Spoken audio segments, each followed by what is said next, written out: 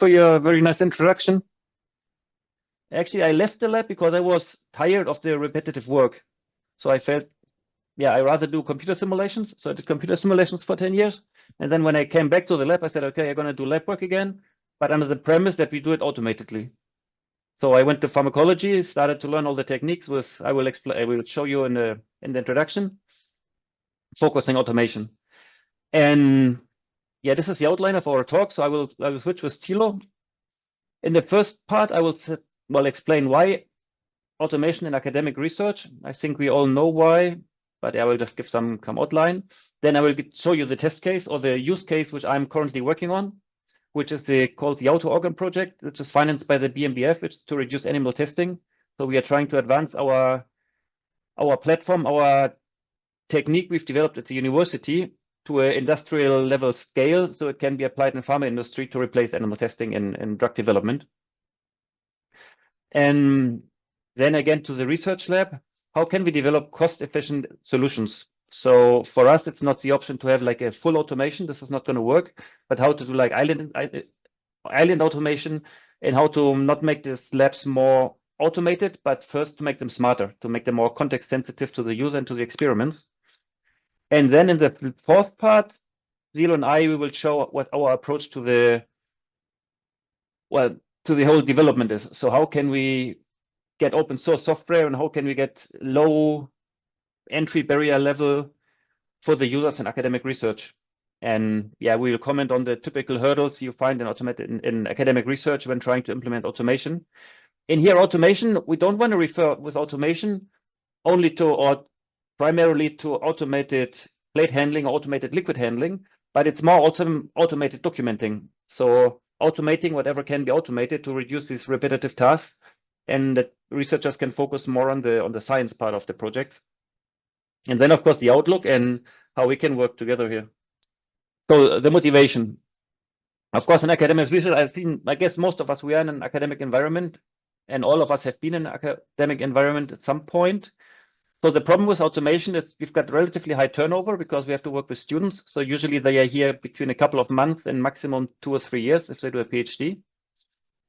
Then underqualified staff sounds not so nice to the people, but this is basically what we do because at universities, we're educating the people. So they enter without specific knowledge and we train them. So we train them on the job when we have to work with them. Then, of course, we've got a continuous knowledge loss because or brain drain, because as soon as the students know how to handle the machines, how to do the experiments, they typically leave and do something else or learn something else, which is, of course, a problem for reproducibility of the experiments and for productivity. And many of these things can be addressed with lab automation. I know it was, automation also in the sense of automated documentation. And then in my specific case in pharmacology in Göttingen, we work very strongly on translational research.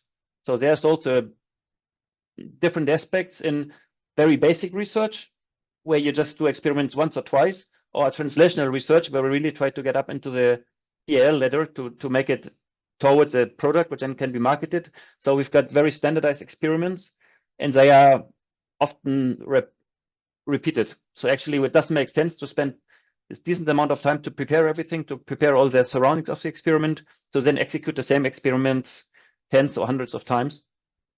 Again, here the sample will be my project about animal-free drug testing, and which can be used, for example, for generating novel therapies. For example, you can test our system also to use gene editing and to test for gene replacement, besides the classical small molecule drug testing. So how can we smartify our laboratories towards lab automation? So here you see on the left, you see like a manual lab. Here we've got a fully automated lab. As I said, the fully automated lab is not what we aim for at universities.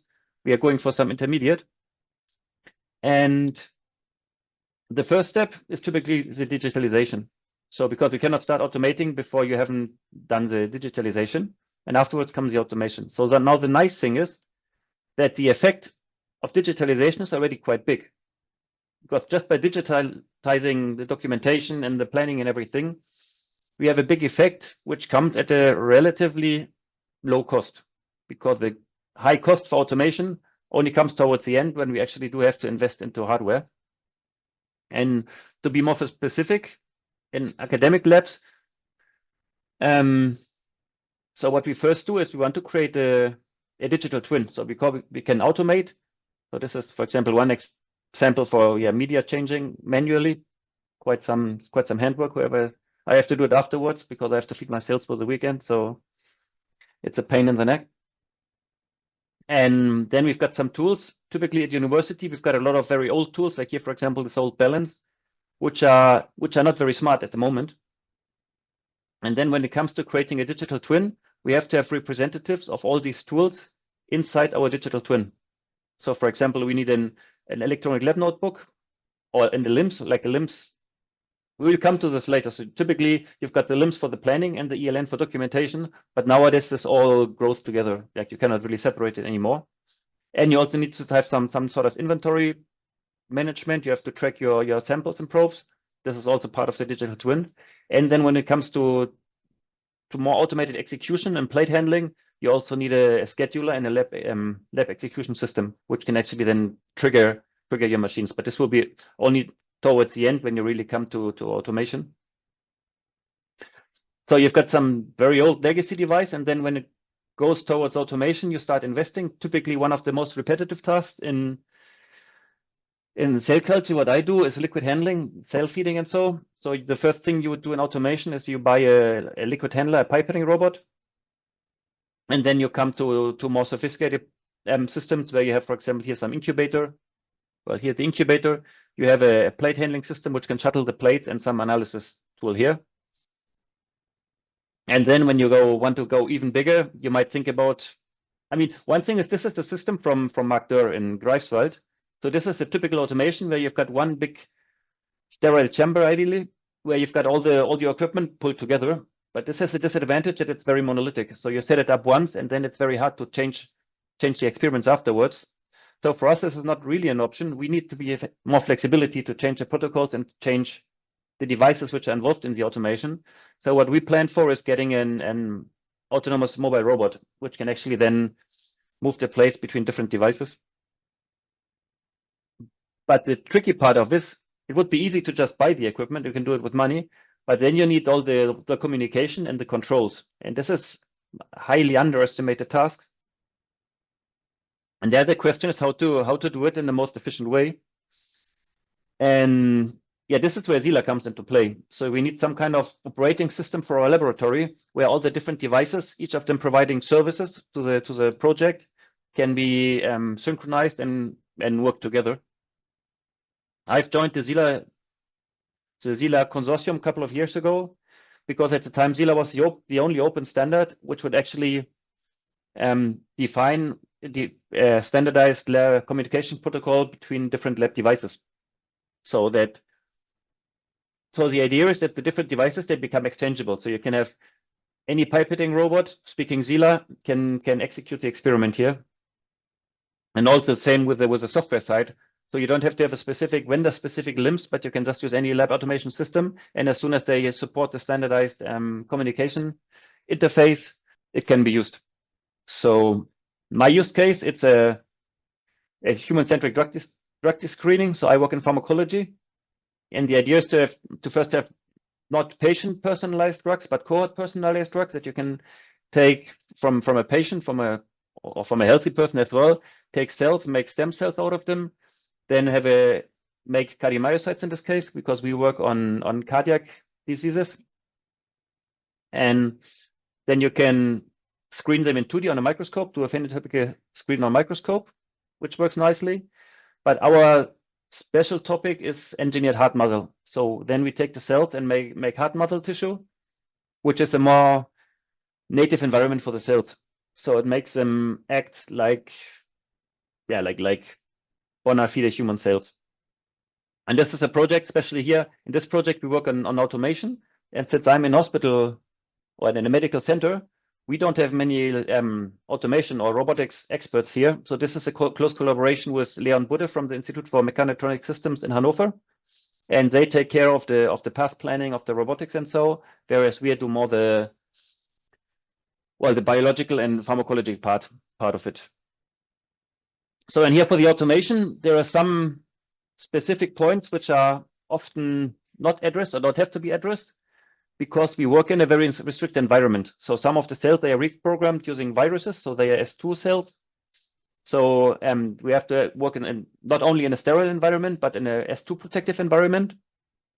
So usually you try to avoid, for controlling software or so, you try to avoid mice and keyboards, but we are trying to work towards like specific user interfaces, like voice user interfaces and touch interfaces. And to develop this project or to develop this prototypic platform, Leon and I, we've been awarded first with a Tierschutz prize, and yeah, we are now funded with a project from the BMBF to replace animal testing. So I will, as I said, quickly go through the experiment.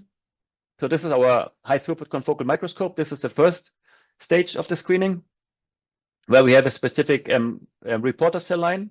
Here we see a cardiomyocytes, and here we see this typical striation. So these are the sarcomeres of the cardiomyocytes, which actually generate the force when the cardiomyocytes are contracting. And these sarcomeres here, we've got them labeled. So they are not labeled with antibodies, but they are expressing a fluorescent label internally, which has the advantage that we can image the cells over days and weeks. Because with antibodies, usually you kill the cells, and here we can have live imaging. So we can do the experiment in a 384 well plate. And here, for example, in this case, we've got a 4-day treatment. And then you see we've got here different, we've got some automated image analysis in place where you can actually see the growing phase of the cells. And then you add the treatment, and then you see the different treatment outcomes. So, and again, the big challenge here is, which is also, it's the huge amount of data which is being produced, because the images, this machine can generate, I don't know, several terabytes of data every day if you run it in full on. And it's just impossible for people to look at each image on its own, but they just have to be analyzed automatically and be screened automatically. And the use case I want to focus more on today is our tissue engineering part of it, which is the second type. So the first one is high throughput and low cost, and the second one, it's more representative for the human case because it's 3D tissue, but it's more effort per well or per data paint. So whereas the first stage we did in a 384 well plate, here we reduced it to a 48 well plate. So we take our cells, mix them together into master mix, then we put them into these special designed growth plates, and they form a tissue.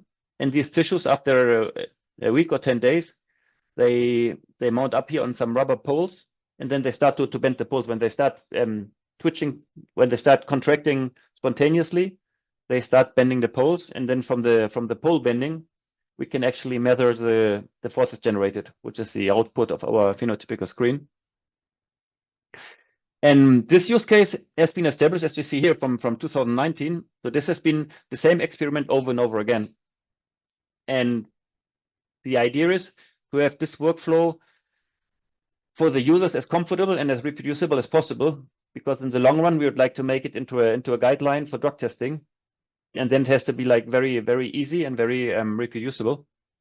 So here I already had 2 master students. One was Marcus and the other one, Sophia, who tried to automate the digitalization and the data flow here, and they analyzed it. So the first thing we were looking for was a way to describe the experiment.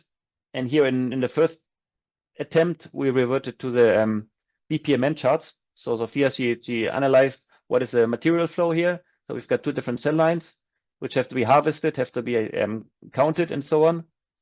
And then they are mixed to generate the master mix, which is here.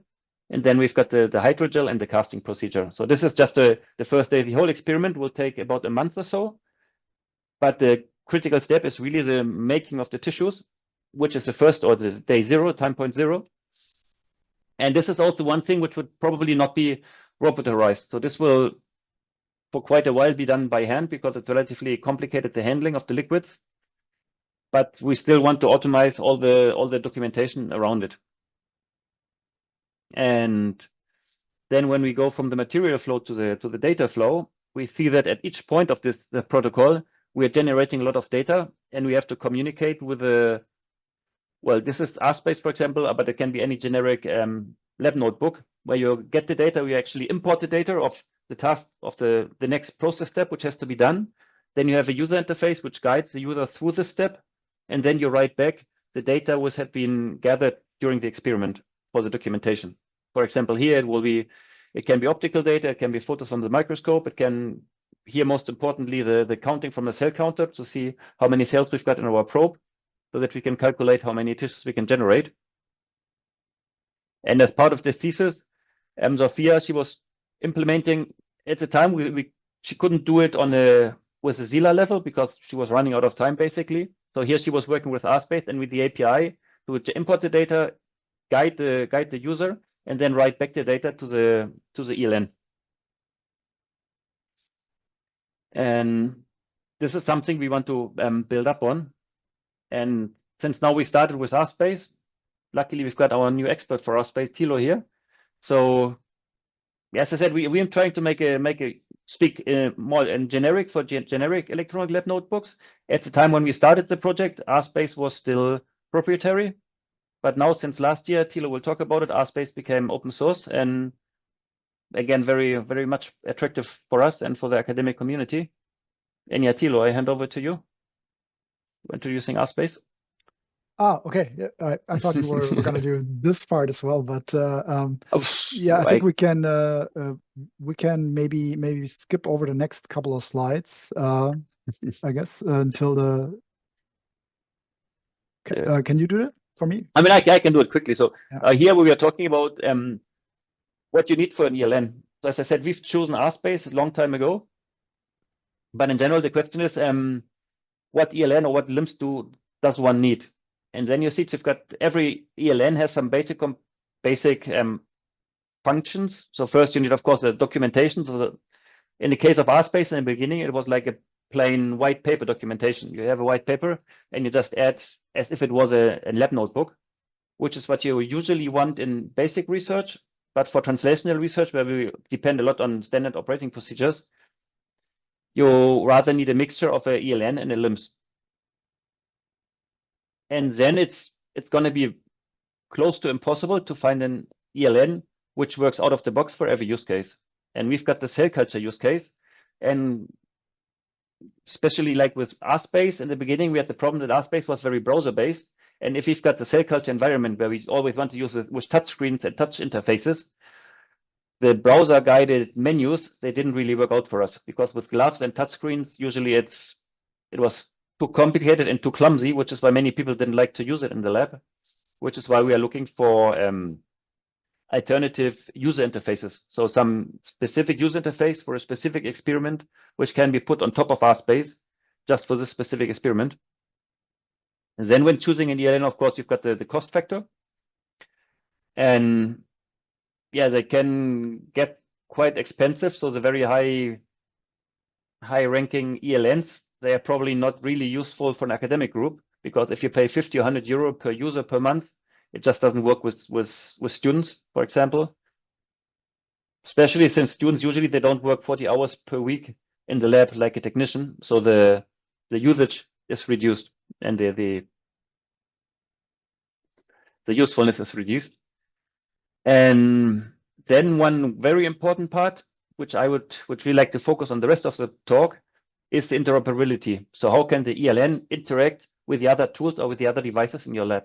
So on one hand, as I said, we've got the connection to the user. If you do it on a desktop through a computer with a keyboard, or if you do it with a special device, or if you actually have a voice user interface, which might be built into the ELN, or which can be an third-party program. And also how to get the data in and out of the instruments. For example, typically you've got the sample tracking, that you have a barcode reader and you want to track your sample and automatically get the sample IDs and everything into the ELN and out again. And I think now we come to, this is still my one. Yeah, so the lab automation and the ELN, they are very, very tightly linked. So the ELN, of course, it documents, it organizes the data, but it also provides the context for the experiments. And then this is early. I thought this would come later. So what we would like to come to with the ELN is to make them exchangeable. So from lab automation, we typically, when, for example, for our automation system, if we request a quote from a labware provider, from Thermo Fisher or from Perkin-Elmer or whoever, usually they offer very big systems, which are then quite expensive, highly specialized, and they depend on their proprietary software. So this is something which can be useful in big pharma industry, where you have to set up the process once, like a certified process, which has been certified by authorities, and it cannot be changed for the next 20 years or so during the production of the drugs. So there it might be okay to have a very high investment in the beginning and then just run it for 20 years to pay off. Whereas in academic research, where we want to change the experiments every month or every year maybe, we need something which is more modular, and where we can actually cherry pick the experiments or the hardware we need. So we don't want to depend on a specific vendor, but we want to, for example, develop our own device, which what we also have been doing. And here what comes into play is the inter-process communication. So as I said, the ELN should be able to communicate with different devices, but also with the people and with different software interfaces. And here, this is why I call it Smart Lab OS, because here I'm not a software engineer, so this is probably very far-fetched, but I can imagine that we need like an operating system for the laboratory, where you have the inter-process communication, so that the operating system organizes the inter-process communication, but the partners communicating are not sub-processes, but it can also be people. So you've got one device communicating with another device, so it's not inside one computer, but actually the whole lab would be our process space. And yeah, the example I just gave with, for example, with Thermo, they have these integrated systems, but they are proprietary, they're relatively expensive and not so attractive for academic researchers. The same is with the ELNs, for example, with LabFold and LabTwin. They've got a very complete system where we have a LIMS, a ELN, a voice user interface, but again, the cost is relatively high and prohibitive for many small research groups. So the solution to us are generic devices or open protocols. And in the lab automation field, there was a SiLA standard, which has been developed in 2009 or 10 or so in the beginning, which was the first open communication standard to have devices communicate with one another independent of with an open protocol, vendor independent. And then a couple of years ago, Spectaris and LATS, they brought out their own open protocol. So at the moment, those coexist in the space.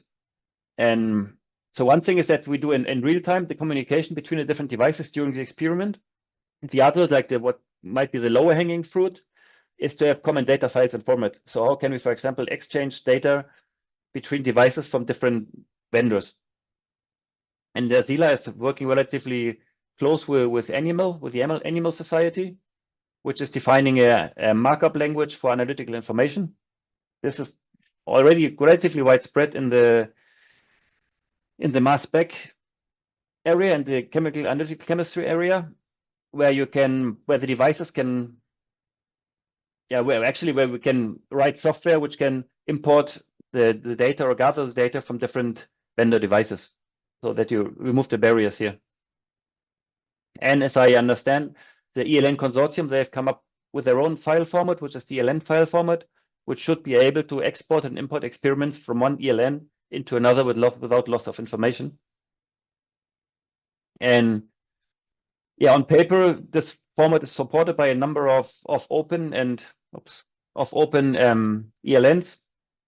I haven't tried it, but as I understand, this is quite a challenge because different ELNs have different internal storage mechanisms, and it's not so easy to transfer experiments or databases from one ELN to another without loss of data. Which is also what so when one chooses, I mean, this is probably not the audience to explain this because you all know, but if a new lab wants to choose an electronic lab notebook, the first thing they should think about is what will they do when they actually quit working with their ELN, and how can they get the data out and into a new system? Because this is anything but trivial. Okay, then I can give you, many of you know it, I can just give you a very small introduction to the SiLA consortium. And Yeah, SiLA stands for standardization in laboratory automation. One of the main features of SiLA is the SiLA 2 standard, which is the communication standard I talked to you about. But we also have different activities. So the standard has been started in 2008, 2009, and is now relatively advanced and stable. And now the SiLA consortium is focusing also more onto the implementation of the standard. But yeah, one thing I like a lot is this slide. So this is from the SiLA from the Wikipedia page, and here that SiLA considers every entity in the modern laboratory as a service. And this, for me, this includes also like software, hardware, but also the people. So that in this case, any lab worker, any technician would be a service provider, which can provide services to the system and can communicate with the systems through specific user interfaces.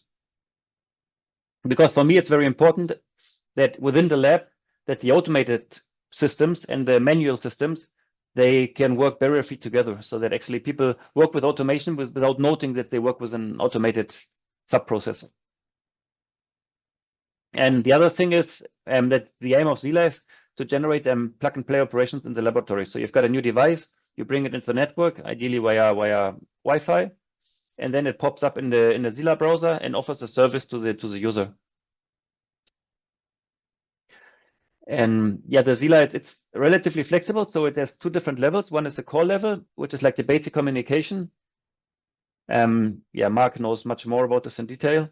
And then we've got the feature level, where every specific device can define the features or the services it's actually providing to the network and providing to the SiLA clients. So the client in this case would be the user, which is actually needing a service to be executed on the samples.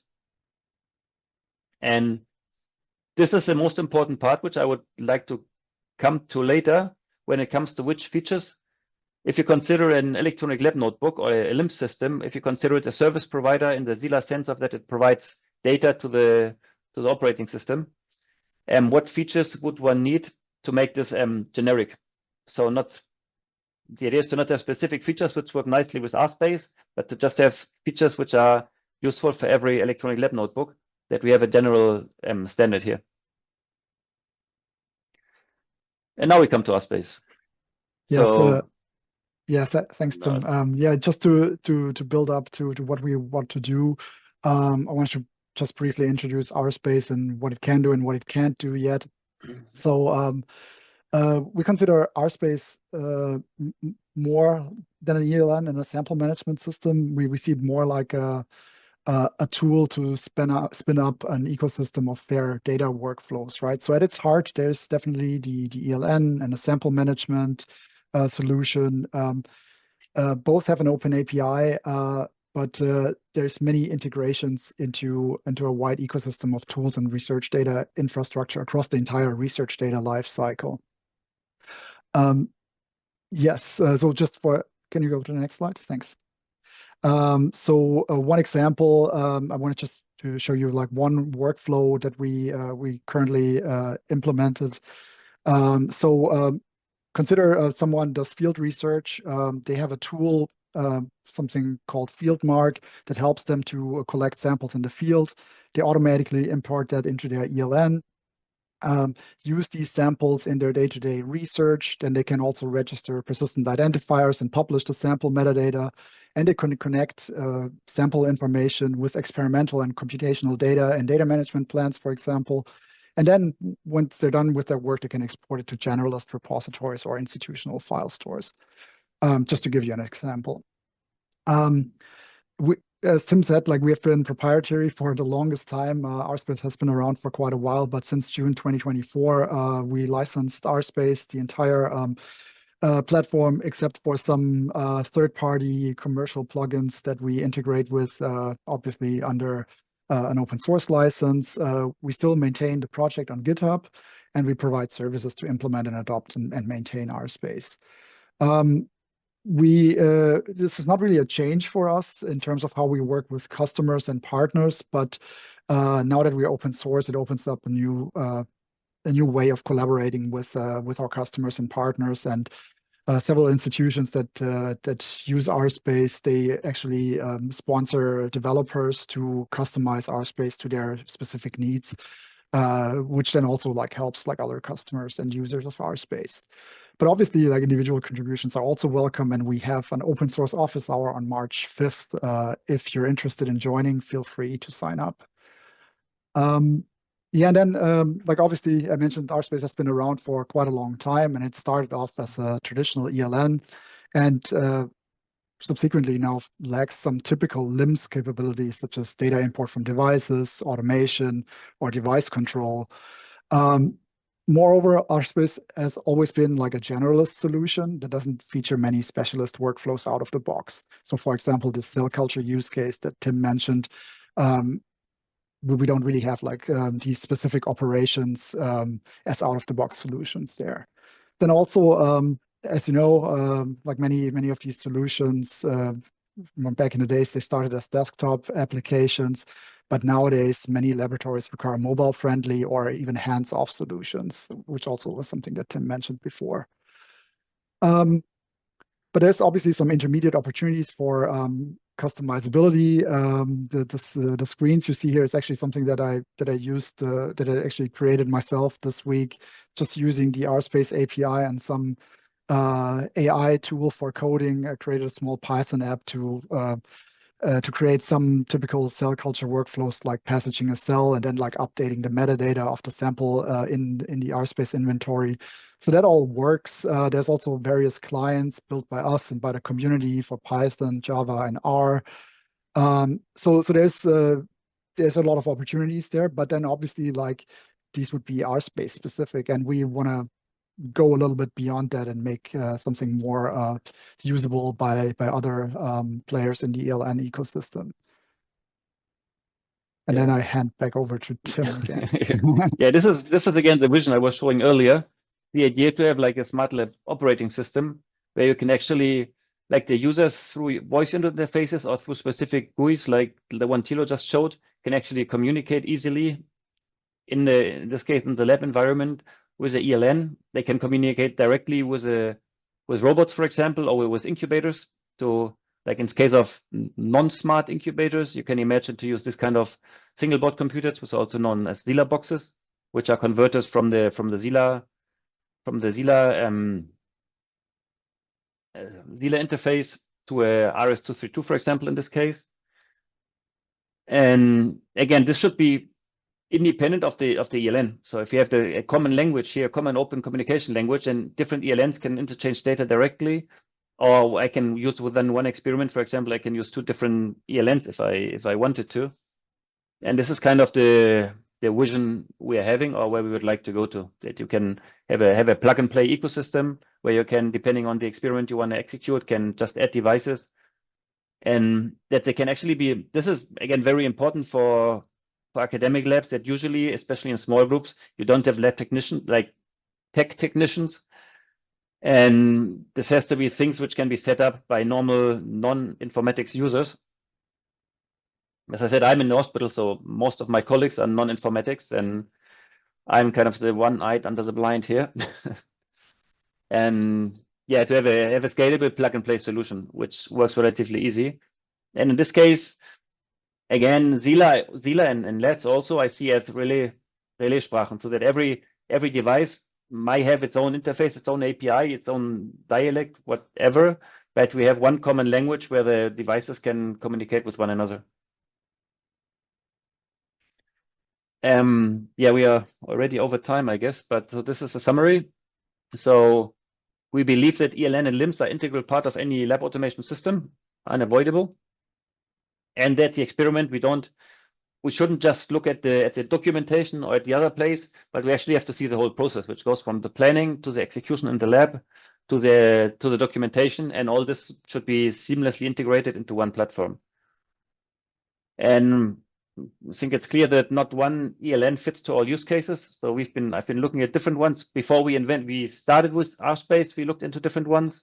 We are still looking into different ones. I talked to many people. So for example, my colleagues in the stem cell unit, they use StarLIMS, and they have got a custom-made user interface from StarLIMS. Now they want to get away from StarLIMS, and it's not so easy to get away because everything is very locked in. And what we propose is that we should discuss, or I would like to see, have an open communication, not only for the lab devices, where SiLA originally comes from, but also for the software, like for the ELNs and for the user interfaces, for the voice user interfaces, that they have a common language and they become interchangeable. And all this should lead to the verification of research data. So the ultimate aim is, of course, to reduce the workload, to reduce repetitive tasks to the users. But finally, as a researcher, what we want is to have more reliable data, so more reproducible data, and have a deeper documentation depth. So have more details of the experiment documented without being a huge hassle to the user. And now the outlook. So this is where I would like to start the discussion part about this. So I haven't used up too much time. So one question is, if what we want to do this year, what we want to try out definitely is to get a SiLA connector for RSpace. But to do the connector, what one needs is to define the features. So from the REST API from RSpace, we have to see, okay, what are the features they are offered from the REST API? How can they be translated? And what features would other ELNs, which are not RSpace, offer or need to expose to as a service to be fully useful? So the idea is to not have a feature definition. So if you want to define an ELN as a service provider in SiLA, we have to define the features, but the features should be defined in a generic way, not specific to one specific user, to one specific ELN, but to ELNs in general. And there I was having great hope to the ELN consortium, because many of the most widespread open ELNs are already organized in this consortium, and that within this consortium or with representative, one could think of which are the features which should be supported by such an interface. And yeah, one option is to either work in the ELN consortium or to set up a work group within SiLA, for example, within the SiLA consortium, to work out these interfaces or these features. And yeah, with this, I would like to open everything to discussion here.